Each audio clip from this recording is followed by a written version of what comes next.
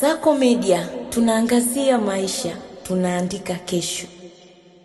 Mahakama Mkoa wa Singida imemhukumu kifungo cha maisha Pascal Aresto mwenye umri wa miaka 27, mkulima na mkazi wa kijiji cha Kibia wilaya Ikungi kwa kosa la kumbaka na kumlawiti mtoto wa kiume mwenye umri wa miaka 6.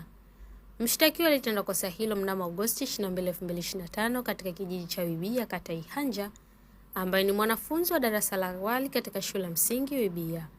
Alikamatwa na kufikishwa mahakamani Septemba 16, 2025. Hukumu hiyo imetolewa Disemba 15, 2025 mbele ya hakimu mkazi mfawidhi wa mahakama ya mkoa Mheshimiwa Alumzoa baada ya mahakama kujiridhisha na ushahidi uliotolewa na upande wa jamhuri. Nikusihi mtazamaji wa Kasako Media, kwa update zaidi unaweza kutufuatilia kupitia mitandao yetu mbalimbali ya kijamii ambapo Instagram na Facebook ni Kasako Media. Kasako Media, tunaangazia maisha, tunaandika kesho.